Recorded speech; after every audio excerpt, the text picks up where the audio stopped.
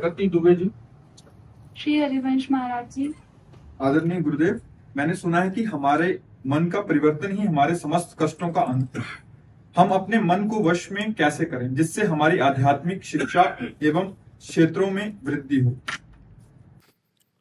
वैसे कई बार चर्चा में कहा है कि जैसे कोई धारा जा रही है तो सीधे उसको रोका नहीं जा सकता। उससे अगर हम छोटी छोटी नहरें निकाल लें, 1 2 3 नहरें निकाल लें, तो उसकी धारा कमजोर हो जाएगी, फिर हम उसको बांध सकते हैं। ऐसे ही मन का प्रबल वेग 5 ज्ञानेंद्रियों के साथ प्रकृति की तरफ ही जाना है। मना खष्टान इंद्रियाणि प्रकृति स्थान कर्षति। तो जैसे उसमें नहरें निकालते हैं, ऐसे इसमें अभ्यास योग से अलग अलग इसको फंसाने की चेष्टा करते हैं। अभ्यास योग युक्तेन चेतसा नान्यगामिना। अभ्यास योग के द्वारा हम ऐसी स्थिति बना सकते हैं कि हमारा चित्त, हमारा मन संसार में न जाए।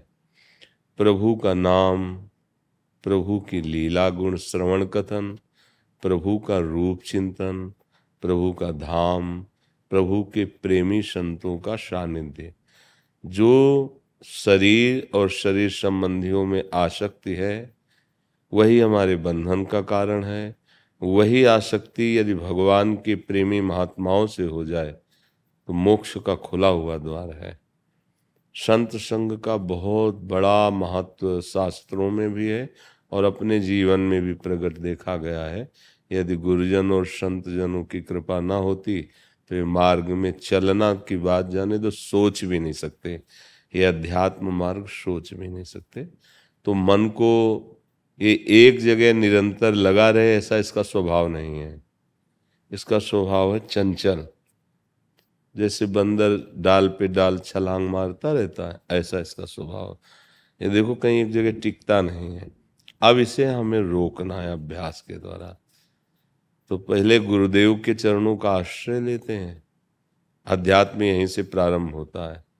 जितना भी आप साधन भजन करते हैं उसका फल होगा सदगुरुदेव की प्राप्ति। सदगुरुदेव जो नाम देते हैं, मंत्र देते हैं, उसकी बार बार आवृत्ति करें। राधा राधा राधा राधा राधा। और ध्यान में हम राधा लिखें, राधा राधा राधा। अब ये मन अगर भागेगा तो आप लिख नहीं पाएंगे। उच्चारण कर लेंगे, लिख नहीं पाएंगे। और अगर इससे कुछ ही नाम आप लिखवाना शुरू कर दें तो फंसना शुरू हो जाएगा। जब तदाकार वृत्ति होती है तो मन लीन हो जाता है। भागने की तो बात जाने तो पंग हो जाता है। जैसे चींटा गुड़ में फंस जाए तो टांग भले टूट जाए, निकल नहीं सकता। ऐसे ही मन जिस समय अनुराग में फंस जाता है फिर ये निकल नहीं सकता। तो नाम और फिर कुछ नियम ले स्वाध्याय का। नाम को सुमिरन कहते हैं और स्वाध्याय का नियम ले। अपने गुरु प्रदत्त ग्रंथों का, अन्य नहीं। क्योंकि शास्त्र एक बहुत बड़ा जंगल है, हम फंस जाएंगे। हमारी बुद्धि निर्णय नहीं कर पाएगी कि सत्य क्या है, क्योंकि सत्य को बहुत प्रकार से वर्णन किया गया है। तो जैसे हम बीमार हैं, मेडिकल स्टोर में जाएं, हम अपनी मनपसंद दवा उससे बोले तो वो हो सकता है हमारे शरीर का नाश करने का कारण बन जाए। लेकिन डॉक्टर से लिखवा के जाए तो हमारी औषधि रोग निवारण की होगी। शास्त्र समझ लो भवरोग का मेडिकल स्टोर है। बड़े मार्ग हैं, बड़े वाक्य हैं जिनको समझना बड़ा कठिन है। तो पहले हम गुरुदेव की आज्ञा प्राप्त करें कि हमको कौन से ग्रंथ का स्वाध्याय करना चाहिए। तो स्वाध्याय नियम पूर्वक किया जाए गुरुदेव प्रदत्त ग्रंथ का। इसे सांगोपांग उपासना कहते हैं। एक मंत्र, एक ग्रंथ, एक पंथ, एक संत, एक कंत। कंत माने आराध्य देव होते हैं, संत माने सदगुरुदेव होते हैं, पंथ माने उनका बताया हुआ रास्ता होता है, और मंत्र उनके श्रीमुख से निकलता है। तो जब हम स्वाध्याय नियम से करें, त्रुटि न होने पावे, और स्वाध्याय के साथ मनन करते हुए, तो बहुत लाभदायक स्वाध्याय होता है। मान लो आपको पुराणों वेदों में पहुंच नहीं, तो गीता पर से बहुत छोटी छोटी महापुरुषों ने पुस्तिकाएं निकाली हैं, आस्तिकता की आधारशिलाएं, साधन पथ और सत्संग के बिखरे मोती, बहुत से ऐसे जिसमें बड़े बड़े महापुरुषों के अनुभव लिखे हुए हैं। तो स्वाध्याय करें। तीसरा है मन को रोकने का सेवा। बहुत जोर का मन पर प्रभाव पड़ता है सेवा से। सदगुरु की सेवा, अपने परिवार को भगवत स्वरूप मानना, माता पिता पति पुत्र रिश्ते नाते अतिथि कोई भी हो, पहले उसमें भाव करे कि शरीर के हृदय में प्रभु विराजमान है। ये सामने जो शरीर आया है इसमें चैतन्य घन परमात्मा विराजमान है। अब जो भी सेवा करोगे भगवान की सेवा होगी। और भगवान का श्री विग्रह तो घर में विराजमान किया ही जाता है, चाहे छवि हो चाहे कोई भी आस्तिक धार्मिक घर होगा तो उसमें भगवान विराजमान होंगे। तो उनकी सेवा और उनके संबंध से पूरे परिवार की सेवा और आए हुए अतिथियों की सेवा, या गुरुदेव से मिलते हुए वचनों वाले संत, उनका संग करे, उसे सत्संग कहते हैं। इष्ट मिले और मन मिले, मिले भजन रस रीति, तहां निसंग कोहे मिलिए, तासों की जय प्रीति। जो हमारे इष्ट के भाव को पुष्ट कर दे, गुरु ने जो मार्ग दिया उसे पुष्ट कर दे, रस रीति उसे कहते हैं। हमें निसंग होकर ऐसे संतों का संग करना चाहिए। पर जिनके संग से हमारे गुरु वाक्यों का खंडन हो रहा हो, हमारे गुरु आराधना में बाधा पड़ रही हो, वो ब्रह्मा क्यों न हो, हम प्रणाम करके चल देंगे, उनकी बात नहीं सुनेंगे।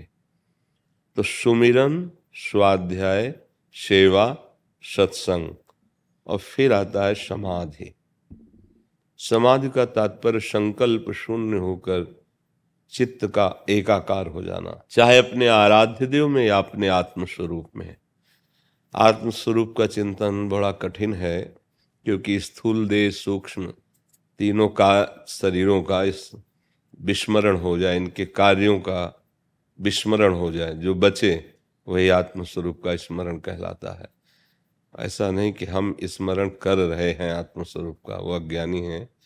हम आत्मस्वरूप को देख रहे हैं, वो अज्ञानी है, क्योंकि वो दृश्य नहीं है, वो सबका दृष्टा, सबका प्रकाशक है, और वही मैं हूँ।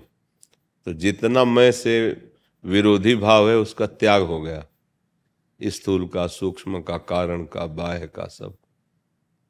चिंतन शून्य हृदय, तब उपासक अपने स्वरूप का अनुभव कर पाता है। वही भक्ति में सहज में हो जाता है, भगवान की कृपा से सहज में। मम दर्शन फल परम अनुपा, जीव पाव निज सहज स्वरूपा, वो अपने स्वरूप में स्थित हो जाता है। तो मन के रोकने के लिए 5 बांध हैं ये, जिनसे हम रोक सकते हैं। भगवान ने इसी को कहा है अभ्यास और वैराग्य। अभ्यास ये सब जब आप करेंगे तो राग अपने आप नष्ट होने लगेगा। जितना हृदय मलिन होता है उतना भोग अच्छे लगते हैं, व्यवहार अच्छा लगता है, प्रपंच की बातें, टेलीविजन, ये सब अच्छा लगता है। और जब आपका मन निर्मल होने लगेगा तो ये सब नारायण हरि भजन में 5 न सुहात, विषय भोग, निद्रा, हंसी, जगत प्रीति, बहुबात, ये सब अच्छा नहीं लगता है। अगर ये 5 में से एक भी कोई है तो 4 अपने आप आ जाएंगे।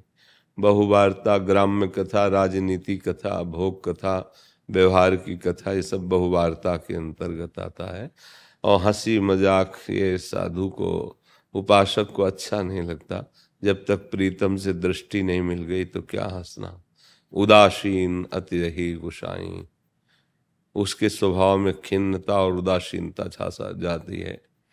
नहीं खान पान ते भावे है, नहीं कोमल वसन सुहावे है, सब विषय लगे ते खारा है, हरि आशिक का मग न्यारा है। उसे कुछ अच्छा नहीं, क्योंकि जैसे स्वप्न से जगा हुआ पुरुष स्वप्न की वस्तु व्यक्ति स्थान में आस्था नहीं रखता, क्योंकि सब झूठा था। ऐसे ही मोह निशा से जगा हुआ इस जगत के किसी भी वस्तु व्यक्ति स्थान पे आस्था नहीं रखता। उमा कहूँ मैं अनुभव अपना, सत हरि भजन जगत सब सपना। ये सुमिरन, सेवा, स्वाध्याय, सत्संग और समाधि। समाधि का तात्पर्य एकांत शांत बैठकर अपने मन को अपने लक्ष्य में लीन करना। अभ्यास करें, धीरे धीरे हो जाएगा अभ्यास से। ऐसे तो इस अभ्यास से हम ऐसी स्थिति बना सकते हैं कि हमारा मन, अब इस अभ्यास के साथ साथ कुसंग का त्याग भी है। आप सत अभ्यास कर रहे हैं, कुसंगी लोगों का संग कर रहे हैं, को संग की चेष्टाएं कर रहे हैं, गंदा भोजन करते हैं, अपवित्र दृश्य देखते हैं, फिर तो मतलब असंभव है। मन मलिन हो जाएगा, फिर इधर लगेगा ही नहीं। ये सब बातें आपको गप लगने लगेंगी। ये शास्त्र, ये संत जन, ये सब आपकी अश्रद्धा के पात्र बनने लगेंगे, क्योंकि हृदय पापात्मा हो रहा है ना। तो जो पे दुष्ट हृदय सोई होई, मोरे सन्मुख आओ कि सोई, पापवंत कर सहज स्वभाव, भजन मोर ते भाव न काओ। अभी भगवान की बड़ी कृपा है आपके ऊपर कि आप अपने मन को प्रभु में लीन करना चाहते हैं। तो आचरण पवित्र, भोजन पवित्र और संग पवित्र, तो चिंतन पवित्र होने लगेगा। बार बार अभ्यास ऐसा करो तो आपका मन भगवदाकार हो जाएगा। भगवदाकार क्या, भगवान ही है मन। इंद्रियाणाम मनश्चास्मि, विषयों में लगा है तो हमें कुछ का कुछ नजर आ रहा है। अभी तन्मय हो जाए तो भय प्रकट कृपाला दीन दयाला, उसी में भगवान प्रकाशित हो जाते हैं। मन में भगवान हम प्रकाशित हो जाते हैं। मोहित बत्रा जी करनाल से, प्रणाम गुरु जी। गुरुदेव, बुद्धि बड़ी होती है या मन? अगर बुद्धि बड़ी होती है तो मन बुद्धि पर क्यों भारी होता है? वो बुद्धि को क्यों हरा देता है? बुद्धि का काम है निश्चय करना। बिना उसके निश्चय से मन कुछ नहीं कर सकता। मन का काम है क्रिया का संकल्प करना।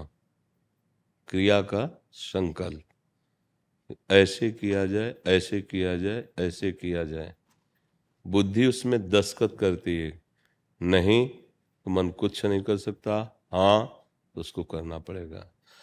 मन का जो बल है वो इंद्रियों के कारण क्षीण हो चुका है। इंद्रियां जैसे नेत्रेंद्रिय, श्रवणेंद्रिय, घ्राणेंद्रिय, जनेंद्रिय, रसेंद्रिय है ना, ये इंद्रियां। अब इंद्रिय ने देखा कि ये बहुत मीठी चीज है, मुझे खाना है। हमारे कहने में देर हुई, इतने में उसने मन को घसीटा। मन ने कहा हाँ, इसको अगर ऐसे खाया जाए तो सुख मिलेगा। मन ने इतनी देर में बुद्धि से दस्तखत करवा लिए और वो क्रिया में उतर गया। यह है अज्ञानी पुरुष। जो शास्त्र सम्मत साधना करता है वो उल्टा अनुभव करता है। इससे इंद्रिय ने देखा ये विषय, इससे सुख मिलेगा। बहुतों ने भोगा इस विषय को, किसको सुख मिला है? तुरंत प्रश्न हुआ अंदर से, अंदर से इंद्रिय को। जो मन एकदम इंद्रिय के साथ मिलकर भोग में जाने वाला था वो एकदम रुका और बुद्धि ने निर्णय किया नहीं, कदापि नहीं, कदापि नहीं, ऐसा बिल्कुल नहीं हो सकता। बुद्धि ने मन को अधीन कर लिया, मन ने इंद्रियों को अधीन कर लिया और आप निर्विषय बच गए। आप गलती से बच गए, जो गलती होने वाली थी उससे बच गए। पर यहाँ उल्टा है, इंद्रियों ने मन को अधीन कर रखा है, मन ने बुद्धि को अधीन कर रखा है। बुद्धि 1 सेकंड में दस्तखत कर देती है, वो ऐसी क्रिया हो जाती है, फिर जेल मिलती है, नरक मिलता है। आपको समझ में आया? हाँ, जब भजन करोगे तो ये सब ऐसे दिखाई देते हैं, जैसे आप बाहर दिखाई देते हो ना, ऐसे एक एक बात दिखाई देती है। अब इस समय बुद्धि क्या निर्णय कर रही, मन की चाल क्या है, इंद्रियां क्या कर रही हैं। इस समय वाणी का वेग है, इस समय उदर का वेग है, इस समय जनेंद्रिय का वेग है। हर एक वेग, हर एक पूरे सिस्टम का पता होता है। जैसे एक होता ना इंजीनियर, तो पूरे जनरेटर को नहीं जानता, कौन सा बुलेट कहाँ कैसे सब फिट। ऐसे एक भजन करने वाला पूरे सिस्टम का जानकार इंजीनियर है, कहाँ से कहाँ। कहीं एक भी फॉल्ट होगा तो स्टार्ट नहीं होगा जनरेटर।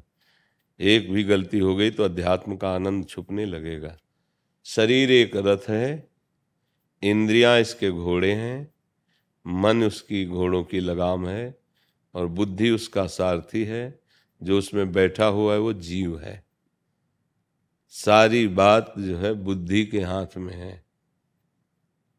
बुद्धि ने अगर चतुरता दिखाई और लगाम खींच ली तो घोड़े सही रास्ते पे चलते रहेंगे।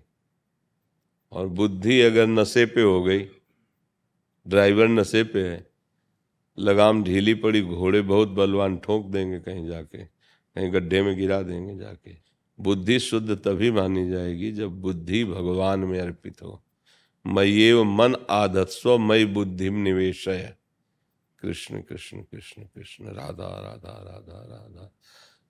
तेषाम सतत युक्तानाम भजताम प्रीतिपूर्वकम ददामि बुद्धि योगम तम। भगवान कहते हैं अब बुद्धि योग हो गया, अब बुद्धि नहीं रह गई है, उसमें भगवान समा गए। लगाम एकदम, देखना इंद्रियों के न घोड़े भगे, रात दिन इनमें संयम के कोड़े लगे। अब घोड़े चाहे जितना हिनहिना, चलना उनको सतमार्ग में ही पड़ेगा, क्योंकि लगाम एकदम टाइट है, मन एकदम ठिकाने पे लगा दिया गया है। तो अब मन को नहीं जानते, इंद्रियों को नहीं जानते, तो उल्टा हो रहा है हमसे। विषय इतने बलवान है कि इंद्रियों को खींच लेते हैं, इंद्रियां इतनी बलवान है कि मन को अधीन कर लेते हैं, मन इतना बलवान है कि बुद्धि को अधीन किए, तो हमारी दुर्दशा होती चली जा रही। अगर भगवान के भजन बल से बुद्धि ठीक हो जाए तो मन को घसीट ले, तो मन इंद्रियों को घसीट ले, इंद्रियां निर्विषय हो गई तो भगवत प्राप्ति हो गई। ये खेल है। समझ में आया कुछ? हाँ। सीपत शर्मा जी। राधे राधे बाबा, राधे राधे राधे। महाराज जी आपकी जय हो। महाराज जी आपके चरणों में कोटि कोटि प्रणाम। महाराज जी ये पद जो उस प्रेम से भरा है जिसे आप अथाह प्रेम करते हैं प्यारी जी को, अपनी बुद्धि के अनुसार मीनिंग तो समझती हूं, पर आपके श्रीमुख से सूक्ष्म बात जानना चाहती हूँ। ऐसे नहीं हम चाहन हारे, जो आज तुम है कल और को चाहें, निकाल दिए दो आंख को फेंकें, जो कहीं और लखे कहीं और लखाएं। लाख कहना सरल है सखी, कहना सरल है, कहना बहुत सरल है। ऐसा कोई बिरला ही होता है, बिरला ही आशिक ऐसा कोई होता है जिसने अपने प्राणों को प्रभु में समर्पित कर दिया है। उनके सिवा कोई उसका नहीं रह गया है। बस हर समय आह भरकर पुकारता रहता है। अब वो कह सकता है कि हम ऐसे चाहने वाले नहीं हैं। यहां केवल रूप की बात नहीं कही गई है, किसी और की कुछ भी, रुपया पैसा सुख संपत्ति भोग पद प्रतिष्ठा, अगर और की तरफ हमारी आंखें देख लें तो हम आंखें निकाल के फेंक देंगे। हम तो सिर्फ आपको देखेंगे। ऐसे नहीं हम चाहने वाले। क्या है आगे? जो आज तुम्हें कल और को चाहें। हाँ, ऐसा नहीं है। निकाल दिए दो आंख को फेंकें, जो कहीं और लखें कहीं और लखाएं। हाँ। लाख मिले तुमसे बढ़कर, तुम ही को चाहें तुम ही को सराहें, जब तक तन में ये प्राण रहें, नेह का नाता तुम ही से निभाएं।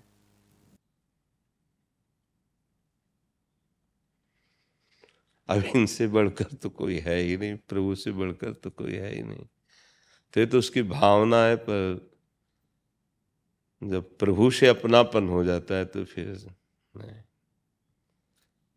तो हरिवंश महाप्रभु कहते रसना कटो जो अन रटो, निरखी अनपुटो नयन, श्रवण फुटो जो अन सुनो श्री राधा जसवैन।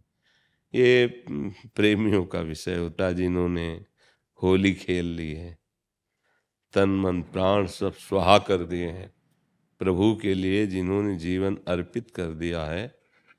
अब उनकी ये निष्ठा की बात है। जैसे मीरा जी कहते हैं ना, मेरे तो गिरधर गोपाल दूसरों न कोई। तो जब दूसरा कोई है ही नहीं तो देखने की संभावना कैसे हो सकती है? आपके समान कोई प्यार करने वाला नहीं, फिर आपसे बढ़कर कौन हो सकता है? वो मतलब आंतरिक विषय है। जब अंदर का कनेक्शन फिट हो जाता है ना, तब ये निष्ठा दर्शाने के लिए बात कही गई है। वस्तुतः ऐसा कोई है ही नहीं। एक बार प्रभु का रूप का जरा सा प्रकाश हो जाए तो ये आंखें दीवानी हो जाती हैं प्रभु की, उनको कुछ दिखाई ही नहीं देता। वो एक है ना गाना, नजरों से नजरें नहीं हटती, तेरे चेहरे से नजर नहीं नजारा हम क्या देखे। ये अब हम उसको तो ज्ञान हमें है नहीं, पर वही है कि तेरे चेहरे से नजर नहीं हटती। नजारे हम क्या देखे। पिय मूर्ति नैनन वशयते ही रस रहाय समाये। अब हर समय नेत्रों में बसे हैं तो हम नजारा क्या देखे। समा गए, जित देखूं तित श्याममयी है, समा गए। जड़ चैतन्य कछु नहीं दिखत, जित दिखत तित श्याम खड़े। बिवहल बिकल संभार न तन की, घूमत नैना रूप भरे। जाको मनमोहन दृष्टि परे। करनी अकरनी सब विधि भूले, विधि निषेध सब रहे धरे। नर हरिदास ते भय बावरे, जे यह प्रेम प्रवाह परे। कुछ अच्छा नहीं लगता। अगर कुछ अच्छा लगता है तो अभी प्यार नहीं हुआ, और जब प्यार हो गया तो फिर कुछ अच्छा नहीं लगता। और प्रभु के प्यार होने के पहले ही इस समस्या का समाधान हो जाता है कि पूरे संसार में भगवान के सिवा कोई नहीं है। तब ये इसके आगे प्यार का सोपान है। मत्ता परतरम नान्यत किंचिदस्ति धनंजय, मेरे सिवा और कोई नहीं है। ये अनुभव होने के बाद जो प्रेम का प्रकाश होता है तो बचा कौन फिर, किसकी तरफ देखे। वो जिधर देखता है अपना प्रीतम दिखाई देता है। अच्छा, हृदय की निष्ठा, प्रीतम के समान कोई नहीं है तो फिर बढ़कर कैसे हो सकता है। तो फिर कहना ही नहीं बनता कि आपसे बढ़कर लाखों मिले तो भी, क्योंकि उनके समान कोई नहीं जिनसे हम प्यार कर रहे हैं। वो अखिल सौंदर्य माधुर्य निधि, मुस्कुरा दे तो करोड़ों काम मूर्छित हो जाए, ऐसे प्यारे जो हैं। और प्यारी जो मुस्कुरा दे तो लाल जो बितकित हो जाते हैं, ऐसे प्रिया लाल हैं। ये प्रेम का विषय है, ये हृदय का विषय है। जब हृदय समर्पित हो जाता है फिर एक अलौकिक दशा होती है उसमें। फिर बस नाम जप करो, भगवद आश्रित रहो, अच्छे आचरण करो। वो हमारे हैं, उनका दुलार, क्योंकि वो बहुत बड़े प्रेमी है ना। अपने लोगों के अंदर जो प्रेम आता है वो एक अंश मात्र में आता है, और भगवान प्रेम समुद्र है। सोचो, अंश मात्र प्रेम में ये हालत होती है तो प्रेम समुद्र प्रभु कितने प्यारे होंगे, कितना प्यार करते होंगे। बस उनसे प्यार हो जाए ये कठिन है, क्योंकि हमारा बहुत जगह प्यार बटा हुआ है। माता पिता भाई बंधु, रुपया पैसा, पद प्रतिष्ठा, शरीर सुख आदि, बड़े जगह प्यार। सबकी ममता ताग बटोरी, और मम पद मनहि बांध बरडोरी। फिर जो प्यार होगा प्रभु से, फिर वो अद्वितीय होता है, वही अद्वितीय होता है। रेणुका पंवार जी। श्री हरिवंश महाराज जी। महाराज जी कोटि कोटि प्रणाम। महाराज जी, जब भगवान मनुष्य को धरती पर भेजते हैं तो कर्म अच्छे करेगा या बुरे करेगा, ये सब भगवान तय करते हैं या मनुष्य स्वयं अपने कर्म करता है? नहीं, आपको छूट दी गई है, खेल में उतार दिया गया। अब तुम देखो, आउट होते हो या विजय श्री प्राप्त करते हो, तुम्हारे ऊपर मेहनत की तुम्हारी बात है। कबहू का करि करुणा नर देही, देत ईश बिनु हेतु सनेही। बिना हेतु प्यार करने वाले भगवान ने संस्कृति मांझ बरियाय के पायो, मानुष देह वृथा कृत दारत।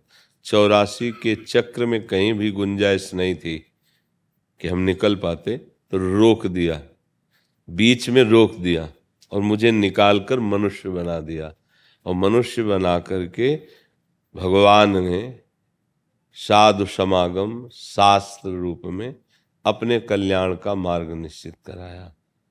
सत्य स्वरूप से भगवान तुम्हारे हृदय में बैठने, किसी से पूछने की जरूरत नहीं। जब आप गलत कदम उठाओगे तो अंदर से आ जाएगा सावधान, ये गलत है।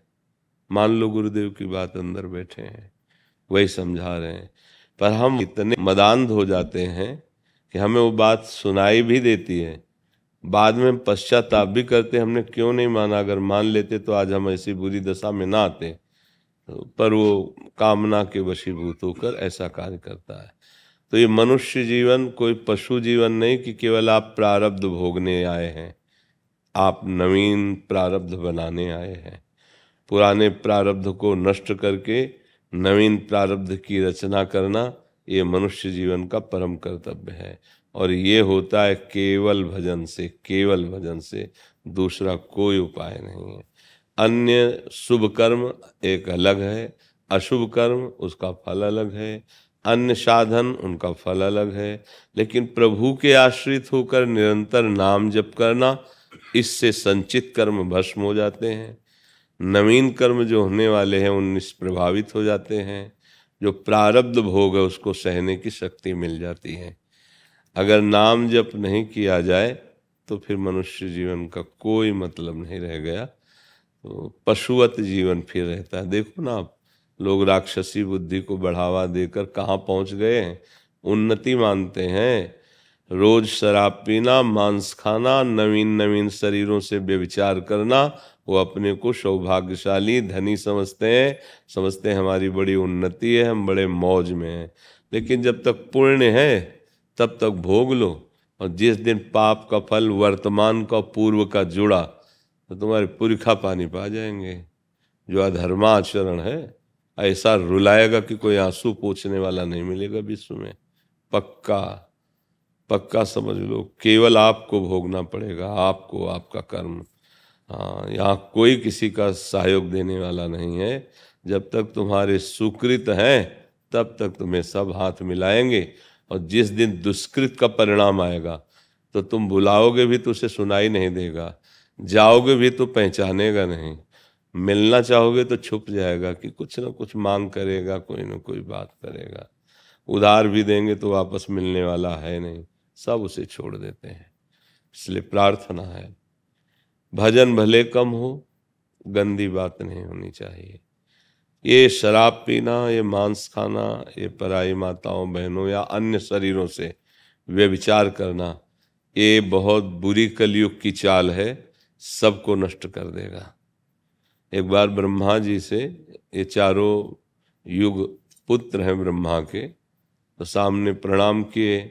तो ब्रह्मा जी ने सतयुग से कहा कि हमने नरक की भी रचना रची है, तो कुछ ऐसा करना कि वो खाली न रहे, कुछ तो चले जाए।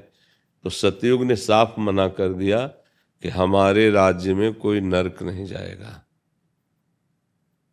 त्रेता से कहा तो उनका कोशिश करेंगे, अपने बड़े भाई का अनुगमन करेंगे। अर्थात हो सकता है कोई चूक जाए तो बात अलग है, नहीं हमारे भी राज्य में कोई नरक नहीं जाएगा। द्वापर से कहा तो उनका भरसक आपकी आज्ञा का पालन करूंगा।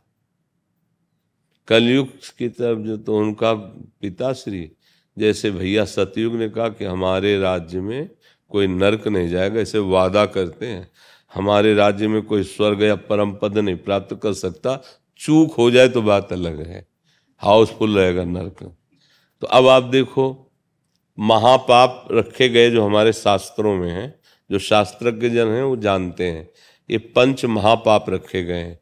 मदिरा पीना, परस्त्री गमन करना, जुआ खेलना, हिंसा अर्थात मांस खाना, और चोरी करना, ये 5 महापाप रखे गए हैं। आप बोलो इनको महापाप माना जाता है या इनको ऊंची पार्टी के आदमी माना जाता है? ऊंची पार्टी का आदमी माना जाता ना। बड़े आदमी की पार्टी है तो आपको खूब शराब फ्री पियो, मांस खाओ, जिसका चाहो अलग अलग रखा हुआ है, करोड़ों रुपए की तो पार्टी करते हैं ना। और ये सब कहाँ पहुंचाएगा तुम्हें? नरक पहुंचाएगा। और अपने को VIP समझते हैं, बड़े समझते हैं। अब बढ़िया दाल रोटी, सात्विक सब्जी और भोजन और खीर और पुआ सब बना के रखो, तो देखो क्या गया यार, घटिया आदमी था यार। इसका जब परिणाम आएगा, इसकी जब सजा आएगी, तब कोई पार्टी नहीं होगी, केवल तुम अकेले होगे जब भोगने का समय आएगा।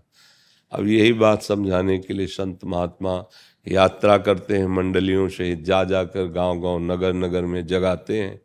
अब ये बात मान लो तो भाई मान लो। अब आचरण पवित्र नहीं है, वो आके कहते हैं कि दुख मिटा दो, जैसे यहाँ ना। तो अब देखो भी यहाँ तो शास्त्र सम्मत जीवन है, शास्त्र सम्मत वाणी है। यहाँ ऐसा नहीं है कि हम तुम्हें राख दे दें या कोई जंतुर दे दें या कलावा बांध दें, कोई ऐसा नहीं है। भगवान के नाम से बढ़कर जो उद्धार कर सके, कल्याण कर सके, किसी राख में, किसी जंतुर में, किसी कलावा में, या किसी के ऐसे करने में कुछ नहीं है। को न काहू के सुख दुख कर दाता, और निज कृत कर्म भोग सुन भ्राता। नहीं, ऐसे ऐसे सिद्ध महापुरुष हुए हैं कि प्रकृति के कैंसर को मिटा दें। रामकृष्ण परमहंस जी के गले में कैंसर था, भाई जी के उदर में कैंसर। बड़े बड़े महापुरुषों को पीड़ा युक्त देखा जाता है, और भजन का प्रयोग पीड़ा मिटाने के लिए नहीं, वो तो प्रभु की प्राप्ति के लिए है। तो इसीलिए अगर आप दुख से बचना चाहते हो, सदा सदा के लिए आनंद में डूबना चाहते हो, तो एकमात्र भगवान का नाम है। ज्ञान विज्ञान की बुद्धि नहीं रह गई है, साधन चतुष्टय संभाल सको इतनी तुम्हारी क्षमता नहीं रह गई है। तो भगवान के आश्रित हो जाओ। राम कृष्ण हरि राधा राधा जो नाम प्रियो। पर हाथ जोड़ के प्रार्थना है, अगर शराब पियोगे, मांस खाओगे, पराई माता बहन या अन्य शरीरों से व्यभिचार करोगे, तो चाहे जितना राम राम जप लो, आपको अनुभव में आनंद नहीं आएगा और क्लेश बढ़ेगा, और आपकी अश्रद्धा हो जाएगी नाम में, अश्रद्धा हो जाएगी भगवत मार्ग में। परहेज ठीक ना हो तो औषधि पीड़ा विशेष प्रदान करने लगती है। इसलिए सद्गुरु वैद्य वचन विश्वासा, संयम या न विषय के आशा। पक्का बिल्कुल भ्रमित मत हो। जितना तुम अच्छे कर्म करोगे, नाम जप करोगे, उतने आनंदित रहोगे। संतों का आशीर्वाद क्या होता है जानते हो? जो हम भूल में भटक रहे थे, उनके वचनों से हमारा सुधार हो गया, ये होता संत आशीर्वाद। संत माता की तरह हृदय रखते हैं, पर सुधरना आपको होगा। अगर हमारी सामर्थ्य से तुम्हारा कल्याण हो जाता, तो ये ऐसे ऐसे उदार महात्मा हुए हैं कि तुम्हें कुछ न करना पड़ता, वो भगवत प्राप्ति करा देते, पर वो हार गए। आप नहीं चाहोगे तो आपका परिवर्तन कोई नहीं कर सकता है। आपकी स्वीकृति आपका परिवर्तन करेगी। आप स्वीकृति ही नहीं कर रहे, तो देखो बड़े बड़े महापुरुष हुए और उनके समीप रहने वालों का परिवर्तन नहीं हुआ, क्योंकि उन्होंने उनकी बात को नहीं माना। जैसे बड़े बड़े महापुरुषों का एक बाहरी प्रताप होता है, एक आंतरिक।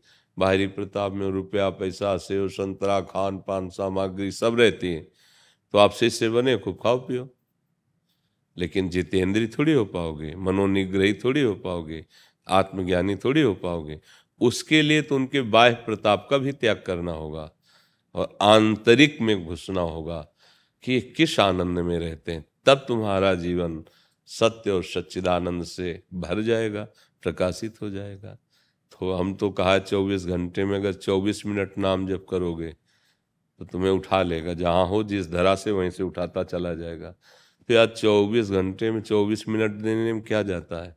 सत्य हैं, भगवान हैं, उनके हम हैं, तो 24 मिनट राधा राधा राधा राधा राधा राधा राधा, तो यही 24 मिनट आपको आगे बढ़ा देगा। ये आपके दुष्कृतों का नाश करके आपको आगे बढ़ा देगा।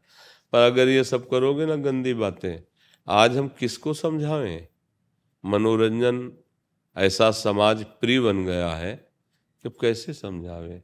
गर्लफ्रेंड बॉयफ्रेंड, भैया ये जहर तुम्हें दिखाई नहीं दे रहा है, पर तुम्हारा नाश कर रहा है, तुम्हें मार रहा है।